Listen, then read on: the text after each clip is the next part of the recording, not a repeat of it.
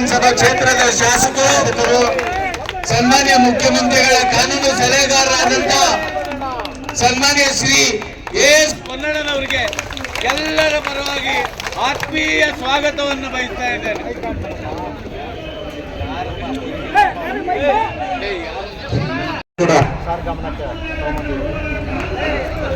ಸ್ವಲ್ಪ ಈ ಕಡೆ ಬನ್ನಿ ಎಲ್ಲ ಸೈಡ್ ಹೋಗಿ ಪ್ಲೀಸ್. ಎಲ್ಲ ಮಿತ್ರರು ನೌಕರರು ಎದ್ದು ಕೊಡ್ರಿ.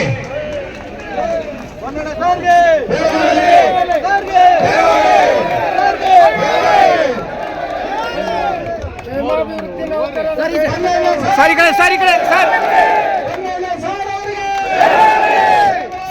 Sir sir sir sir sir ಈ ಕಡೆ ಸರ್.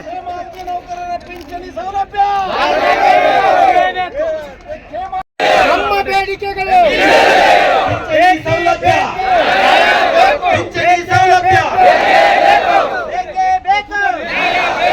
ಬಡವರ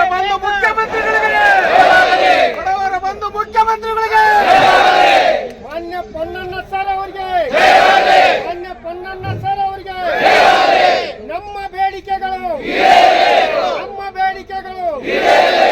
ನಮ್ಮ ನ್ಯಾಯಯುತ ಬೇಡಿಕೆಗಳು ಪಿಂಚಣಿ ಸೌಲಭ್ಯ ಜಲ್ಲಿಯವರೆಗೆ ಹೋರಾಟ ಪಿಂಚಣಿ ಸೌಲಭ್ಯ ನ್ಯಾಯಯುತವಾದಂತ ಬೇಡಿಕೆಗಳ ಮನವಿಯನ್ನು ಮುಖ್ಯಮಂತ್ರಿಗಳಿಗೆ ತಲುಪಿಸಿ ನಮ್ಮ ಸಮಸ್ಯೆಗಳನ್ನು ತಾವು ಪರಿಹಾರ ಕಂಡುಕೋಬೇಕು ಅಂತ ಹೇಳಿ ಸನ್ಮಾನ್ಯ ಕನ್ನಡ ಸರ್ಗೆ ನಾವು ಕೇಳ್ಕೊಳ್ತಾ ಇದ್ದೀವಿ. ಸರ್ ಸ್ವಲ್ಪ ಹಿಂದೆ ಸರ್ ಈ ಕಡೆ ಸರ್, ಈ ಕಡೆ. Thank you sir. Okay. Actually ಒಂದು 300 ಜನ ಇದ್ದಾರೆ, 16 ಜನಕ್ಕೆ ಆಗಿದೆ. ಆಗಿದೆ ಸರ್. ಅಲ್ಲ ಸರ್, ಈಗ 38 ಜಡ್ಜ್ಮೆಂಟ್ ಆಗಿದೆ ಸರ್. ತಾವು ಕೊಡಿಸಿದಂಥ ಒಂದು ಜಡ್ಜ್ಮೆಂಟು 4 ಜನ ಆಗಿದೆ. ಇಲ್ಲಿ ಉಳಿದಂಥವ್ರು 300 ಜನ ಇಡೀ ಸ್ಟೇಟಿಂದ ಬರೀ 300 ಜನ ಉಳ್ಕೊಂಡಿದ್ದಾರೆ. 3800 ಇವ್ರು 300 ಜನದಾದರೆ ಈ ಸ್ಕೀಮು ನಮ್ದು ಸರ್ಕಾರಕ್ಕೆ ಹೋಗತ್ತೆ ಸರ್. ಮಂಡ್ಯಕ್ಕೆ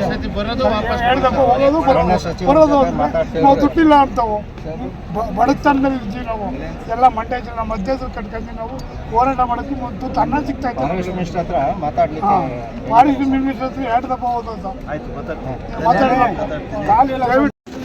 ರಾಜ್ಯಾದ್ಯಂತ ಇವತ್ತು ಎಲ್ಲ ಕರ್ನಾಟಕ ದಿನಗೂಲಿ ಕ್ಷೇಮಾಭಿವೃದ್ಧಿ ನೌಕರರ ಸಂಘ, ದಿನಗೂಲಿ ನೌಕರರ ಹಲವಾರು ಬೇಡಿಕೆಗಳನ್ನು ವಿವಿಧ ಇಲಾಖೆಯಲ್ಲಿ ಇರೋದು, ಹಲವಾರು ವರ್ಷಗಳ ಅವರ ಬೇಡಿಕೆ ಈಡೇರಿಲ್ಲ ಅಂತ ಇವತ್ತು ಇಲ್ಲಿ ಪ್ರತಿಭಟನೆಗೆ ಬಂದಿದ್ದಾರೆ. ಸಂಘದವರು, ಪದಾಧಿಕಾರಿಗಳು ಎಲ್ಲ ಕೂಡ ನನಗೆ ಬರಬೇಕು ಒತ್ತಾಯ ಮಾಡಿದರು. ನಾನು ಮುಖ್ಯಮಂತ್ರಿಗಳ ಗಮನಕ್ಕೆ ತರಬೇಕು ಅಂತ ಹೇಳುವಂಥ. ಇಲ್ಲಿ ಬರೋಕ್ಕಿಂತ ಮೊದಲು ಮಾನ್ಯ ಮುಖ್ಯಮಂತ್ರಿಗಳಿಗೆ ದೂರವಾಣಿ ಮೂಲಕ ಮಾತನಾಡಿ ಅವರ ಅನುಮತಿಯನ್ನು ಪಡೆದು ಇಲ್ಲಿ ಬಂದಿದ್ದೇನೆ. ಅವರು ಕೂಡ ಹೋಗಿ ಮೆಮೊರೇಬಲ್ಡಮನ್ನು ತಗೊಳ್ಳಿ, ಅದನ್ನು ತಂದು ನನಗೆ ಕೊಡಿ ಅಂತ ಹೇಳುವಂಥ ಸೂಚನೆ ನನಗೆ ಕೊಟ್ಟಿದ್ದಾರೆ. ಅದಕ್ಕೆ ಬಂದಿದ್ದೇನೆ. ದಿನಗೂಲಿ ನೌಕರರ ಸಮಸ್ಯೆಗಳನ್ನು ಬಗೆಹರಿಸಲಿಕ್ಕೆ ರಾಜ್ಯ ಸರ್ಕಾರ ಬದ್ಧವಾಗಿದೆ. ಅವರ ಬೇಡಿಕೆಗಳೇ ಏನು ಅಂತ ಹೇಳುವಂಥದ್ದನ್ನು ಆಲೈಸಿ ಸರ್ಕಾರ ಮತ್ತು ಮುಖ್ಯಮಂತ್ರಿಗಳು ಪ್ರಾಮಾಣಿಕವಾದಂಥ ಪ್ರಯತ್ನವನ್ನು ಮಾಡ್ತಾರೆ. ಸರ್, ತಮ್ಮ ಮೇಲೆ ಭಾಳಷ್ಟು ಭರವಸೆ ಇಟ್ಟಿದ್ದಾರೆ, ಭಾಳ ಆಸೆ ಆಕಾಂಕ್ಷೆಗಳು ಇಟ್ಟಿದ್ದಾರೆ. ತಾವು ಬಂದಿದ್ದಕ್ಕೆ ಭಾಳ ಸಂತೋಷ ಪಟ್ಟಿದ್ದಾರೆ ಸರ್. ನಾನು ವರ್ಷಗಳಿಂದ ಅವರ ಹಲವಾರು ಒತ್ತಾಯಗಳನ್ನು, ಕಾನೂನಾತ್ಮಕವಾದಂಥ ಹೋರಾಟವನ್ನು ನ್ಯಾಯಾಲಯದ ಮೂಲಕ ಕೂಡ ಮಾಡಿದ್ದೀನಿ. ಕೆಲವರಿಗೆ ಪರಿಹಾರ ಸಿಕ್ಕಿದೆ, ಕೆಲವರಿಗೆ ನ್ಯಾಯಾಲಯದಲ್ಲಿ ಪರಿಹಾರ ಸಿಕ್ಕಿಲ್ಲ. ಆದರೆ ನಾನು ವಕೀಲನಾಗಿ ಕೂಡ ಅವ್ರ ಜೊತೆ ಇದ್ದೆ. ಇವತ್ತು ಶಾಸಕನಾಗಿ, ಮುಖ್ಯಮಂತ್ರಿಗಳ ಕಾನೂನು ಸಲಹೆಗಾರನಾಗಿ ಕೂಡ ಅವ್ರ ಜೊತೆ ಇದ್ದೀನಿ ಅಂತ ಹೇಳುವಂಥ ನಂಬಿಕೆ ಅವರಿಗಿದೆ. ಅದರಿಂದ ಕಾನೂನಾತ್ಮಕ ಬೇಡಿಕೆಗಳನ್ನು ಈಡೇರಿಸಲಿಕ್ಕಿರುವಂಥ ಪ್ರಕ್ರಿಯೆಗೆ ಚಾಲನೆಯನ್ನು ಕೊಟ್ಟು ಮುಖ್ಯಮಂತ್ರಿಗಳ ಗಮನ ತರುವಂಥ ಕೆಲಸ ಮಾಡ್ತೀವಿ. ಈಗಾಗಲೇ ಅವ್ರಿಗೂ ಕೂಡ ಗಮನಕ್ಕೆ ತಂದಿದ್ದೀನಿ. ಬಹುಶಃ ನಮ್ಮ ನಾಡಿನಲ್ಲಿ ಯಾರೇ ಬಡವರ ಪರ ಇರುವಂಥ ಮುಖ್ಯಮಂತ್ರಿಗಳಿದ್ದರೆ ಅದು ಮೊನ್ನೆ ಸಿದ್ದರಾಮಯ್ಯ. ಅವರಿಗೆ ದಿನಗೂಲಿ ನೌಕರರು, ಶೋಷಿತರು, ಯಾರು ಇವತ್ತು ಧ್ವನಿ ಇಲ್ಲದವರಿದ್ದಾರೆ, ಅವರ ಬಗ್ಗೆ ಹೆಚ್ಚು ಕಾಳಜಿ ಇದೆ. ಖಂಡಿತವಾಗಿ ಇವರ ಒಂದು ಬೇಡಿಕೆಗಳೇನಿದೆ ಅದನ್ನು ಪರಿಣಾಮಕಾರಿಯಾಗಿ ಪರಿಗಣಿಸ್ತಾರೆ ಅಂತ ವಿಶ್ವಾಸ. ಪ್ರತಿಭಟನೆಯನ್ನು ಕೈ ಬಿಡಿ ಅಂತ ಹೇಳಿ ಅವ್ರಿಗೆ ಮನವಿಯನ್ನು ಮಾಡಿದ್ದೀನಿ. ಮತ್ತು ಕೆಲವು ಅವರ ಮುಖ್ಯ ಅಧ್ಯಕ್ಷರು ಮತ್ತು ಗೌರವ ಅಧ್ಯಕ್ಷರು, ಇನ್ನು ಇಬ್ಬರು ಪದಾಧಿಕಾರಿಗಳು ಬಂದರೆ ಮುಖ್ಯಮಂತ್ರಿಗಳನ್ನ ಅವರೇ ಭೇಟಿ ಮಾಡ್ತೀವಿ. ಅವ್ರ ಕಡೆ ಏನಂದರೆ ಮನವಿ ಕೊಡಿಸ್ತೀವಿ. ನಾನು ಪ್ರತಿಭಟನೆಯಿಂದ ಇದ್ದೇನೆ. ಅವರ ತೀರ್ಮಾನ. ಅವರ ಪ್ರತಿಭಟನೆಗೆ ಪೂರಕವಾದಂಥ ಸ್ಪಂದನೆ ಸರ್ಕಾರಕ್ಕೆ ಸಿಗಿದೆ.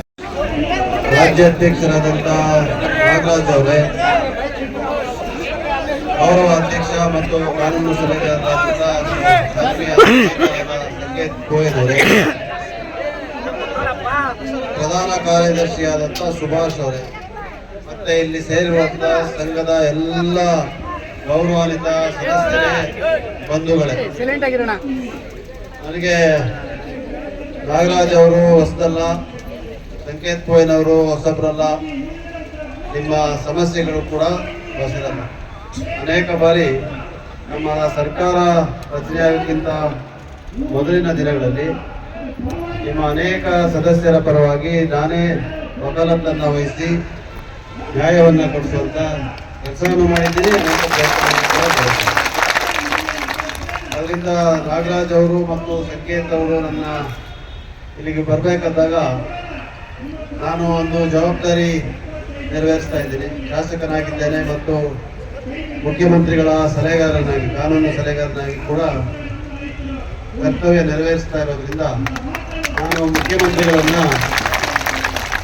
ದೂರವಾಣಿ ಮೂಲಕ ಇಂಥ ಒಂದು ಪ್ರತಿಭಟನೆ ನಡೀತಾ ಇದೆ, ಇಂಥ ಒಂದು ಬೇಡಿಕೆ ಇದೆ, ಅಲ್ಲಿಗೆ ಹೋಗಿ ಅವರ ಮನವಿಯನ್ನು ತಂದು ತಮ್ಮ ಗಮನಕ್ಕೆ ತರುವಂತ ಕೆಲಸವನ್ನ ನಾನು ಮಾಡಬೇಕು. ಅಲ್ಲೂ ಕೂಡ ಅವರ ಅದೇ ರೀತಿಯಾದಂಥ ಕೋರಿಕೆ ಇದೆ ಅಂತ ಹೇಳಿ ಅವರ ಗಮನಕ್ಕೆ ತಂದು ಅವರ ಅನುಮತಿ ಪಡೆದೇ ಇಲ್ಲಿ ಬಂದಿದ್ದೇನೆ. ಅವರು ಹೋಗಿ ಅನುಮತಿಯನ್ನು ಕೊಟ್ಟಿದ್ದಾರೆ. ಅದರಿಂದ ತಮ್ಮ ಎಲ್ಲ ಬೇಡಿಕೆಗಳೇನಿದೆ ಅದನ್ನ ಮುಖ್ಯಮಂತ್ರಿಗಳಿಗೆ ಗಮನಕ್ಕೆ ತರುವಂತ ಕೆಲಸವನ್ನ ಇವತ್ತೇ ಮಾಡ್ತೀನಿ ಅಂತ ಹೇಳುವಂತ ಮಾತನ್ನು ಹೇಳಿ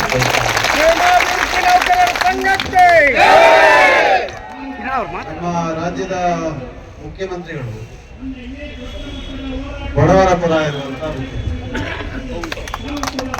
ಬಡವರ, ಶೋಷಿತರ, ದಲಿತರ, ಹಿಂದುಳಿದ ವರ್ಗದ, ಅಲ್ಪಸಂಖ್ಯಾತರ ಯಾರಿಗೆ ಇವತ್ತು ಮುಖ್ಯವಾಹಿನಿಯಲ್ಲಿ ಧ್ವನಿಯಿಲ್ವೋ ಅವರ ಧ್ವನಿ ಇವತ್ತು ಸಿದ್ದರಾಮಯ್ಯ. ಅದರಿಂದ ಖಂಡಿತವಾಗಿ ತಮ್ಮ ಸಮಸ್ಯೆಗಳನ್ನು ಅವರು ಕೂಲಂಕುಷವಾಗಿ ಆಲೈಸಿ ಅದಕ್ಕೆ ಸೂಕ್ತವಾದಂಥ ನಿರ್ಧಾರಗಳನ್ನು ತಗೊಳ್ತಾರೆ ಅನ್ನೋ ನಂಬಿಕೆ ನನಗಿದೆ. ಆ ಭರವಸೆ ತಮಗೂ ಕೂಡ ಇದೆ ಅಂತ ನಾನು ಮನವಿಯನ್ನು ಮಾಡ್ಕೊಳ್ತೀನಿ. 1:45ಗೆ ವಿಧಾನಸಭೆಗೆ ಬರ್ತಾ ಇದ್ದಾರೆ ಅವರು. ಅಲ್ಲೇ ಈ ಮನವಿಯನ್ನು ಕೊಟ್ಟು ಅವರ ಗಮನಕ್ಕೆ ತರುವಂಥ ಕೆಲಸವನ್ನು ಮಾಡ್ತೀನಿ. ಅದರಿಂದ ಅವರು ಮುಂದಿನ ದಿನಗಳಲ್ಲಿ ಏನು ಕ್ರಮ ಜರುಗಿಸ್ತಾರೆ ಅಂತ ಹೇಳುವಂಥದ್ದನ್ನು ಕೂಡ ನಾನು ಮಾನ್ಯ ನಾಗರಾಜ್ ಅವ್ರಿಗೂ ಮತ್ತು ಸಂಕೇತ್ ಗೋಯಲ್ ಅವರ ಗಮನಕ್ಕೆ ತರುವಂಥ ಕೆಲಸವನ್ನು ಮಾಡ್ತೀನಿ. ಇದು ಒಂದು ಒಳ್ಳೆಯ ಕೆಲಸಕ್ಕೆ ನಾವೆಲ್ಲರೂ ಕೂಡ ಇವತ್ತು ಕೈ ಜೋಡಿಸಿ, ನಾನು ನಿಮ್ಮವನು, ನಿಮ್ಮ ಜೊತೆ ಇರೋ ಬೇರೆ ಇರ್ತಾರೆ, ಅದರಿಂದ ನಿಮ್ಮ ಸಮಸ್ಯೆ ಇದ್ದರೆ ನಮ್ಮ ಸಮಸ್ಯೆ ಜೊತೆಯಲ್ಲೇ ನಾವು ಹೋಗಿ ಇದಕ್ಕೆ ಪರಿಹಾರ ತರುವಂಥ ಪ್ರಾಮಾಣಿಕ ಪ್ರಯತ್ನವನ್ನು ಮಾಡೋಣ ಅಂತ ಸಾಧ್ಯವಾದ ಅಂದರೆ ನಿಮ್ಮ ಪದಾಧಿಕಾರಿಗಳಿಗೆ ಒಂದು 4 ದಿನಕ್ಕೆ ಮುಖ್ಯಮಂತ್ರಿಗಳನ್ನ ಭೇಟಿ ಮಾಡುವಂಥ ಪ್ರಯತ್ನವನ್ನು ಕೂಡ ಮಾಡ್ತೀನಿ. ವಿಧಾನಸಭೆ ಇರೋದ್ರಿಂದ, ಅಧಿವೇಶನ ಇರೋದ್ರಿಂದ ಎಷ್ಟೊತ್ತಿಗೆ ಅಂತ ಹೇಳೋಕ್ಕಾಗೋದಿಲ್ಲ. ಅವರು ತಾವು ವಿಧಾನಸಭೆಗೆ ಬಂದರೆ ನಾವು ಹೋಗಿ ಅವ್ರು ಭೇಟಿ ಮಾಡಬೇಕು.